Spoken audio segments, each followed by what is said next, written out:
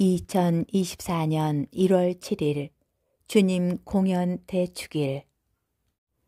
오늘은 주님 공연 대축일입니다.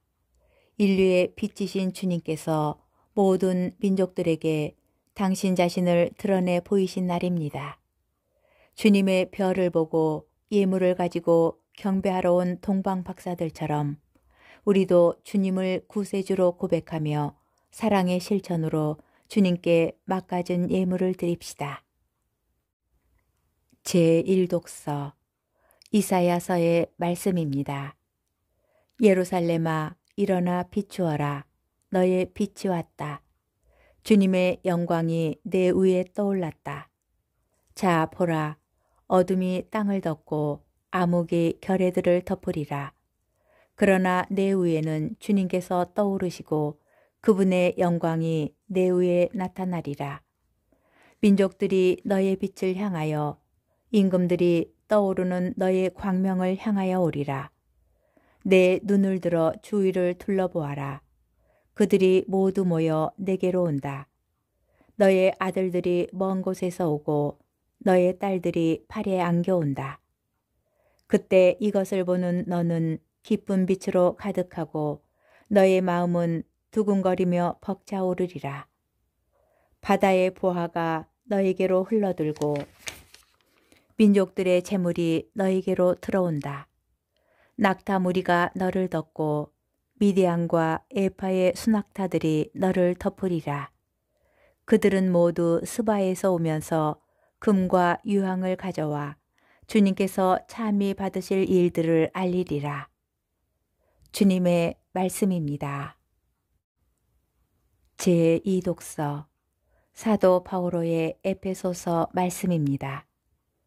형제 여러분, 하느님께서 여러분을 위하여 나에게 주신 은총의 직무를 여러분은 이미 들었을 줄 압니다.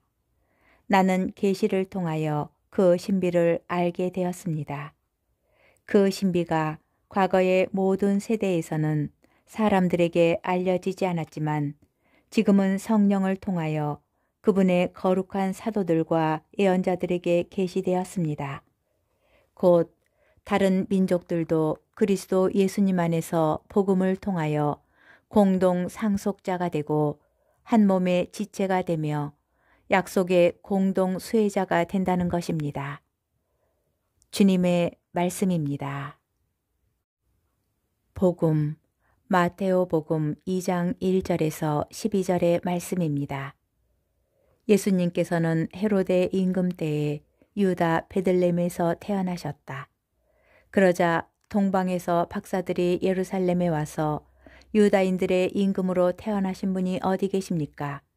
우리는 동방에서 그분의 별을 보고 그분께 경배하러 왔습니다. 하고 말하였다.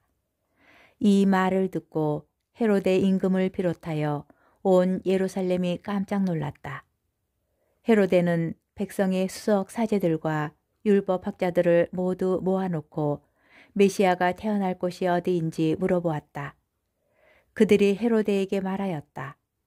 유다 베들레헴입니다. 사실 예언자가 이렇게 기록해 놓았습니다. 유다 땅 베들레헴아, 너는 유다의 주요 고을 가운데 결코 가장 작은 고을이 아니다. 너에게서 통치자가 나와 내 백성 이스라엘을 보살피리라. 그때 헤로데는 박사들을 몰래 불러 별이 나타난 시간을 정확히 알아내고서는 그들을 베들레헴으로 보내면서 말하였다. 가서 그 아기에 관하여 잘 알아보시오. 그리고 그 아기를 찾거든 나에게 알려주시오. 나도 가서 경배하겠소. 그들은 임금의 말을 듣고 길을 떠났다. 그러자 동방에서 본 별이 그들을 앞서가다가 아기가 있는 곳 위에 이르러 멈추었다. 그들은 그 별을 보고 더없이 기뻐하였다. 그리고 그 집에 들어가 어머니 마리아와 함께 있는 아기를 보고 땅에 엎드려 경배하였다. 또 보물 상자를 열고 아기에게 황금과 유향과 모략을 예물로 드렸다. 그들은 꿈에 헤로데에게 돌아가지 말라는 지시를 받고 다른 길로 자기 고장에 돌아갔다. 주님의 말씀입니다. 오늘의 묵상. 동방 박사들을 예루살렘으로 안내한 것도, 예루살렘에서 아기 예수님께서 계신 베들레헴으로 안내한 것도 별이었습니다.